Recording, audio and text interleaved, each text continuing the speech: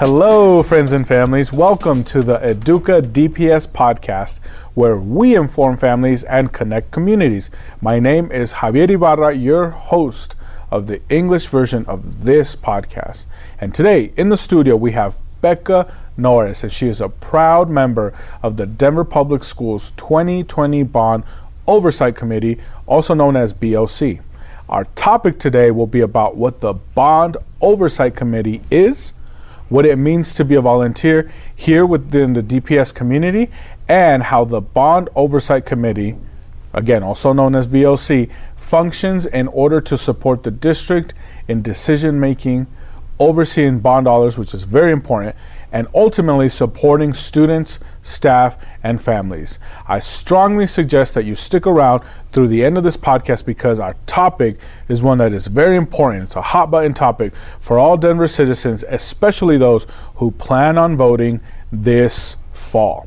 But first, let's get to know a little bit more about Becca and what led her to wanting to join the 2020 Bond Oversight Committee. Becca, welcome to the EDUCA DPS Podcast. How are you today? Good, thank you. How are you? Good. I want to share with some of our listeners a little bit about the topic.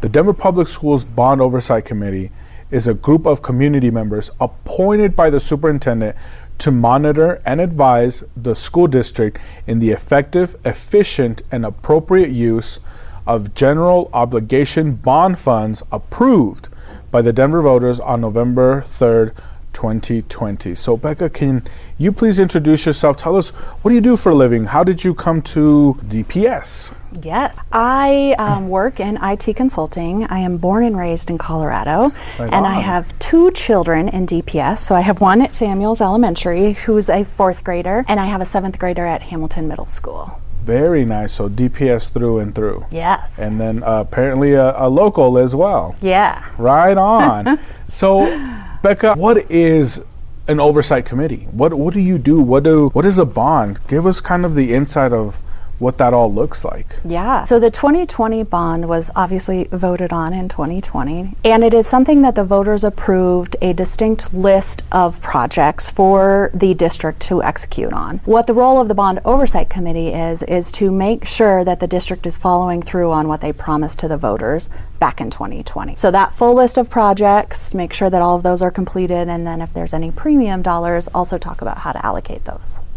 This is a great opportunity for the community to see the inside decision making for the district. And a lot of folks are saying, well, the district is spending the dollars, how are they being managed? And so this committee, this is why it's so important and why we invited you to come onto the podcast today. Can you tell us what led you to the BOC? How did you find out about it? What sparked your interest in volunteering as a committee member for the 2020 Bond Oversight Committee? So I heard about it through the 2020 CPAC committee. So that is a committee that helps the district to determine the projects that will go into the bond before it's voted on. So I was a member of that CPAC. And then as things were wrapping up, which was in the height of COVID, that was a really interesting CPAC experience because it was started in person and then due to the pandemic went online and we had to execute it that way. But at the end of that, what they did was they asked if anybody is willing to join the Bond Oversight Committee, and then they took applications through there. So let's back up real quick. Yeah. What is CPAC? Community Planning Advisory Committee. Yeah. So I will give a more recent example of it just because it's more hot on my mind. So I was also on the 2024 CPAC. And what happens in those committees is the district is basically bringing a list of projects that need to be done or want to be done to this committee, which is made up of members of, there are some staff members, there's teachers, there's principals, there's students on it, there's also just parents, people who don't work for the district, there's people who don't have any kids anymore but are really informed with the district that are involved in that as well. And their job is to determine what goes into that bond that voters are then going to approve. So it sounds like to me, if I'm recapping your words correctly, is we get this idea. So everyone in the district has needs, right? Yes. We talked about bond. We talked about how we need the bond in order to continue to fund these things.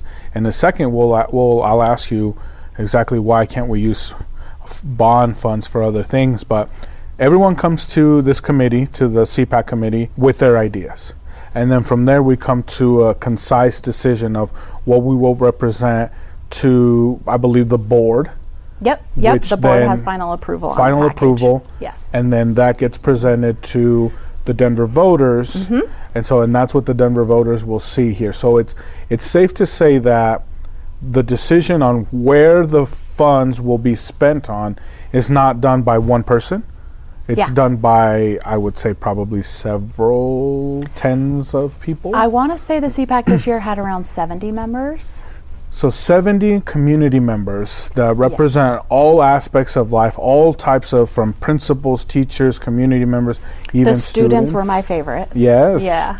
And I think it's great to have that opportunity, because it is what we would call a democratic process here at DPS in order for the community to get involved, right? A lot of folks might be under the impression that, it's done by one person in one office in particular. But that's not the case. Yeah. Is that what I'm hearing? Yep. So the projects are put together before it comes to community members, right? So that project list is put together before it comes to us. But then it's our job to kind of prioritize the project list. And I definitely saw some shifts between what was proposed and what ended up coming out as well during that process, which was really informative and awesome to see. Well, let's get on there, right? While we touch the subject, why can't we use bond funds for salaries, right? We consistently hear like, we need more teachers, we need more money, we need this. Why can't we use bond dollars for salaries, for teacher salaries in specific? Yep, so bond money can only be used for infrastructure projects, so things like new buildings, improvements to buildings, AC, maintenance, parking lots, which is a favorite of somebody on the committee. But and that is due to federal regulation of how bond money can be used. So it's safe to say that we're only using it on capital investments. We cannot use it on salaries, Correct. Right? And then just for our listeners here and future Denver voters and potential Denver voters here in the next couple of weeks, it's important to know that we have a very unique, and I would say very older in some parts of the city buildings, right? We have historic registered buildings, and then we have some schools that are brand new, maybe 10 years old, right? And so in order to keep everything going, I mean, for example, you can't just plug and play with some of the older buildings, right? They weren't built like that. And so when we are doing upgrades, it's important to note that we have a lot of constraints. Yeah, definitely. I know there was right? AC at West was a good example of something that, absolutely. where that building is, I believe, historically preserved. It's gorgeous. That building going inside of it is just unbelievable to look at. But I know that piping AC in that building was a challenge due to the fact that it's older, it's historically preserved, all those things. Some of those pipes are like 20, 30 feet long, weigh 800 pounds, and they have to be carried in. You can't crane those in unless you took the roof off of the school, which is a whole nother project within itself.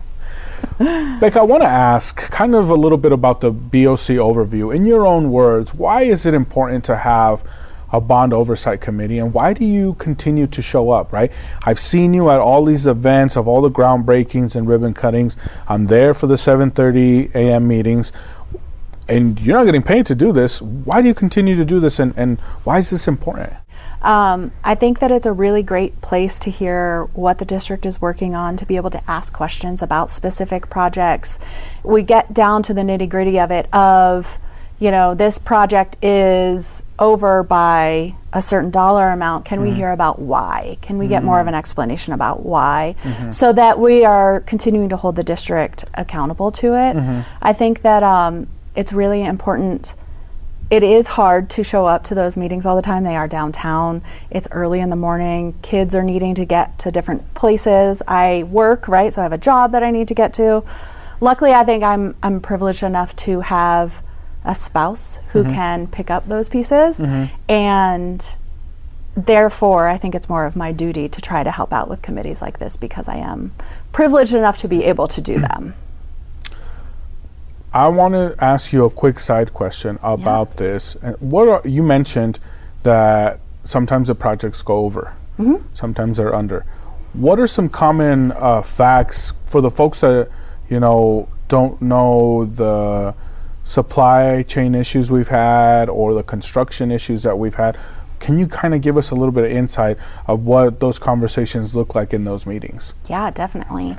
The 2020 bond, I think, was pretty unique, and hopefully we don't experience that ever again. I think everybody who worked on any of those projects would agree with that. Due to the pandemic, there was a lot of supply chain issues, which we experienced all over the board, right? Anybody even going to the grocery store, but those were really magnified in the bond process because they're trying to purchase something as big as a chiller to chill West High School or something along those lines. And the lead times on those were things that had never been experienced. Now it's a circuit breaker problem, or they're having problems getting those. So the conversations are really, we try to not nitpick, because it's not helpful to talk about every single tiny thing that is going wrong. We need to be talking about trends.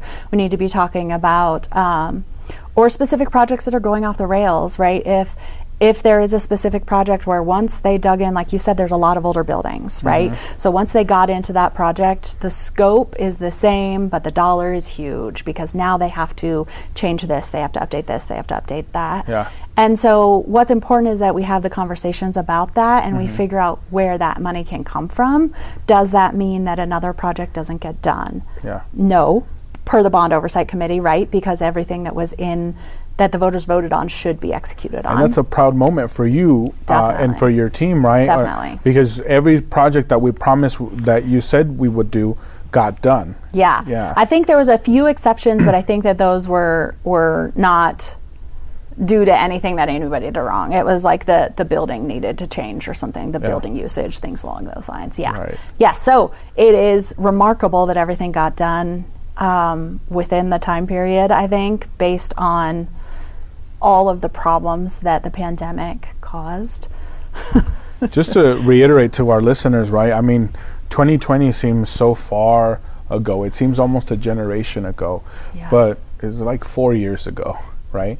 But when we think about the projects that we've been able to do, right, so many more schools have AC now, right? You mentioned West, and I can attest that West has the coldest cafeteria in the district, period. I will make that claim. That's the hill that I'm willing to be on, but Hey parents. Yeah, you. Are you looking for a podcast your kids will really love? Well, we made one just for you. And for us. As genuine, all-natural kids ourselves, we know what makes a fun and interesting podcast. So we decided to make it ourselves. Every show is packed with interviews, stories, and on-the-ground reporting. We have interviewed everyone from scientists to Grammy Award-winning musicians to NFL quarterbacks. Listen to Wild Interest wherever you get your podcasts. We've also built Montbello up, right? Yeah. All the students right now are enjoying Montbello for its full completeness, right? With all the new things that a building like that, it's really a crown jewel for us here at DPS.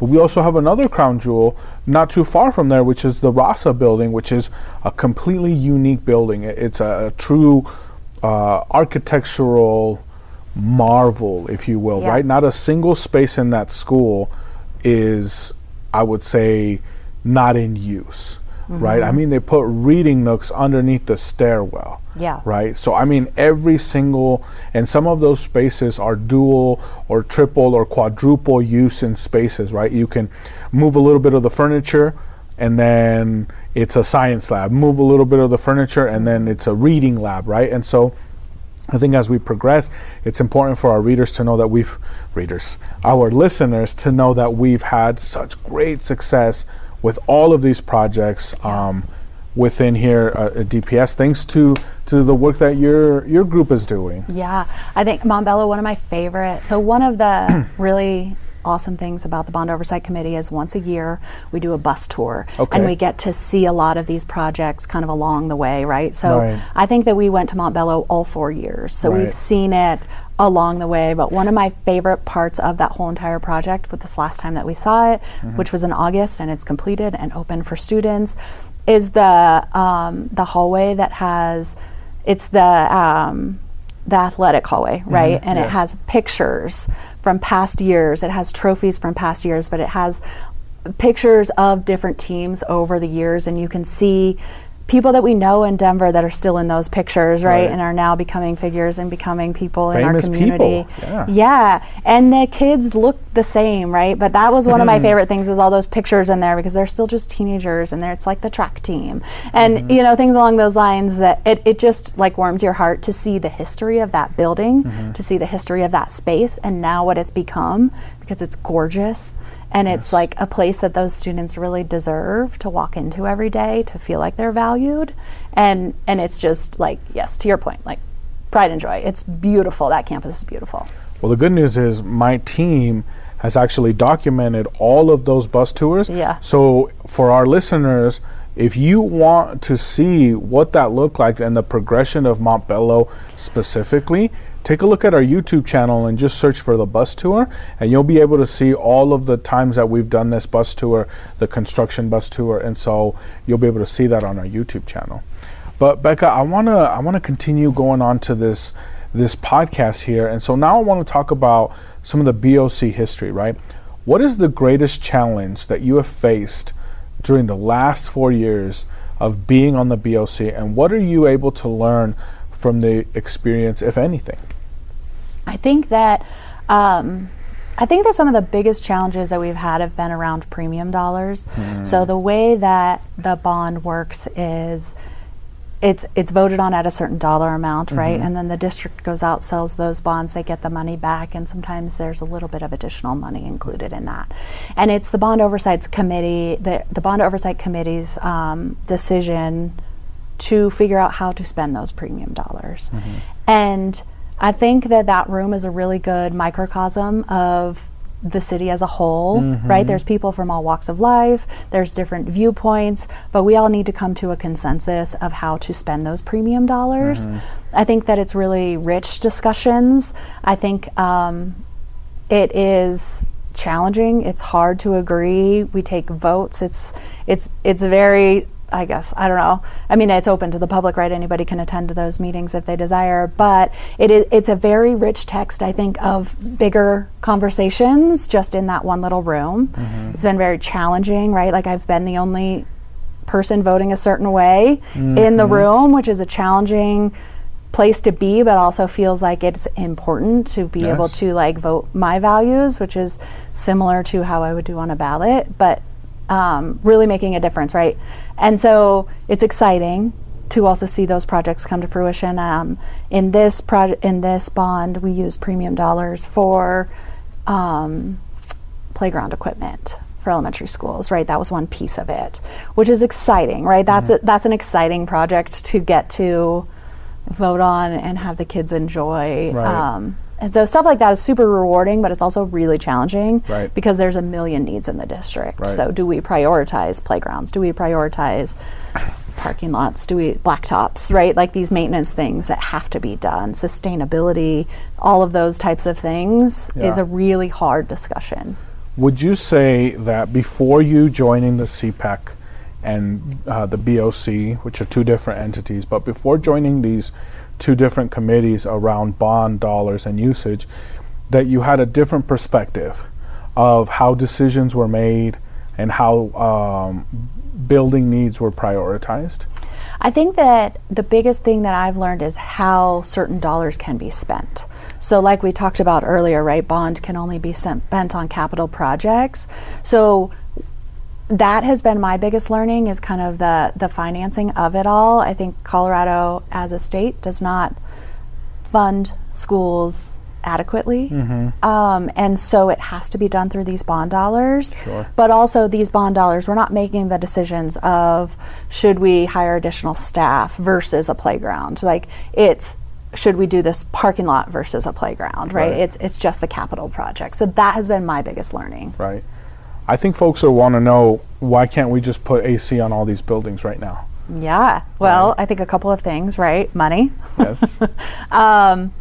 even something that I've also learned through this committee is the availability to even do the work. Right? There's not enough workforce in the city to be able to do that all at one time, which is why it's parsed out over 4 years.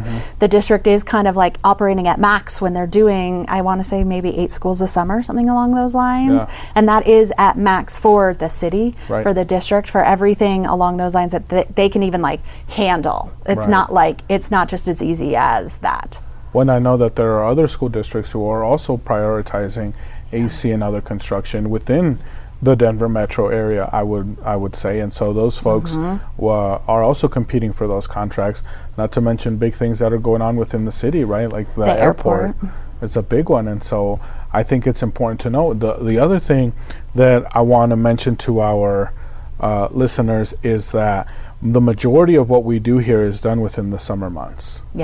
Right? Why is that? Because the kids aren't in school. You can't be doing these large construction projects with kids in there. Would that interrupt the learning environment? I mean, some of them might not even be in school, right? Some of these projects are so big that the kids couldn't even be there. It's not safe because they're active construction projects. And so, yeah, to your point, right, the construction timeline is so short because it's just those summer months. There's obviously projects they can do during the school year, and they do, but there's a lot that they can't, the big ones. And like, how much can you fit into 2 months? Right. And so it's important for everyone to know, like, we are doing what we can within the restrictions, boundaries, right? The walls that we can. No pun intended, right? Becca, I want to move on and looking ahead for the impact on our stakeholders, right? Do you have any words of advice for anyone interested in volunteering on future bond oversight committees? Yeah. Something that I feel very passionate about is that I've been trying to push the district really hard on making sure that those meetings are accessible. I think, like I mentioned earlier, right, I have the privilege to be able to be there because I have a spouse at home who can take my kids to school on those days. A lot of people don't, but we need those voices in the room now more than ever.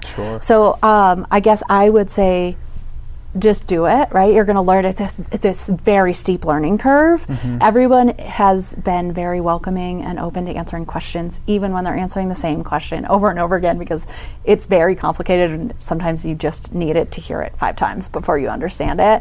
Everyone has been very open to that, and I think that we need to make the committee look more like the district does, in my opinion. And so I would say, please do it. Please volunteer. It's hard, but it is 2 hours, 2 hours a month, and it's extremely rewarding, especially when you can do things like go on the tours and see the new buildings and see the kids in the buildings and how it's reflecting on them and their faces when they walk into it and things along those lines. Let's say we were interested. Let's say our listeners are very interested and want to get more involved. What are the next steps for them to get involved? So there is a website. It is ourbonddps.org. And that website shows, like, I believe all the bus tour videos are on there as well, but it also shows how to apply. And it is very exciting right now because there's been a lot of additions for the 2024 bond. So what I've been doing is showing it to people because there is a dashboard on the bottom of the homepage that you can click on to see how your specific school will be impacted when the 2024 bond gets approved by voters, which is really exciting because you can see at the very minute school level everything that school could get through this bond. I like the way you put it. Very well phrased. And for our listeners, we're going to put that right here on our show notes. My last and final question, do you have a final message for us? Yeah, I wanted to make a specific plug for like one of my favorite things that was in the 2020 bond and is also in the 2024 bond. Okay, let's hear it. In 2020, it was called School Determined Funds. And what this is a specific dollar amount that goes to schools that the school community gets to pick how to better their environment. So they can pick, let's say, redoing a library or redoing a cafeteria to really make it about them. But it's one of my favorite projects because it's the school community deciding with additional money how to better their school and what's really important to them. So in 2024, it's also included in that, and it, I believe, is called Focused Learning Environments in the 2024 bond, but it's the same idea that the school community gets a chunk of money and they get to decide what beautifies their space, and they are heavily involved in the process, the whole entire process. So they get to decide if they want a mural on a wall or how they want it to look. And it's just so exciting to see the faces on those, even though they're smaller spaces. They're not as big projects as AC, but I think that they're some of my most favorite projects because it's usually a library or something along those lines that just looks amazing, and the kids are so excited to see it. I would have to agree. We've been, you and I and several folks, we've been on so many of these tours, and we've gotten to see so many schools, and the school determined funds are very interesting for me because it's always interesting to see what the school picks, what the community picked, right? What they identified, because all schools have needs, right? Depending on the community, the building, whatever they need, right? And so I like seeing that, and it makes that school therefore more unique. But as a district as a whole, it makes us all very unique, right? It gives us a great example of not depending, but wherever you are in the district, you're guaranteed a high quality learning environment and education, right? We talk about education, but we should also talk about the environment. I often tell folks it's the same reason why people like to clean before they have like a big test or studying, right? It's because you need the environment that you're in to be conducive to that, right? And so if we have beautiful, great spaces that are dedicated to the educational process, our kids are going to learn. And fit the needs of the school, right? I mean, you can do STEM labs or things like this. You can do all sorts of exciting things that is important to the school, specifically to the school. I like that. Well, Becca, that's all the questions that I have for you. I want to thank you so much for joining us here on this podcast. And I want to conclude and share this with our friends and families that this is it. This is the end of the EDUCA DPS podcast for today. Big thank you to our guest, Becca Norris, for sharing all the important information. I'd like to ask you all to please share this content and subscribe to our YouTube channel at Denver Public Schools Plus. The best way to support the EDUCA DPS podcast is to share it, whether it's on Instagram, Facebook, LinkedIn, YouTube, or wherever you listen to your podcasts. Again, you can find us on all major podcast platforms. Just search for the Denver Public Schools Podcast Network. Here at EDUCA, we want to express our gratitude to the entire communications department, and a big thank you to our proud superintendent of Denver Public Schools, Dr. Alex Marrero, for his continued support of the EDUCA DPS podcast and all of our multimedia productions. Don't forget to tune in to our EDUCA DPS podcast, where the learning journey continues. And remember to tell your children more often, I believe in you and I know you can do it. I'm Javier Ibarra. Until next time.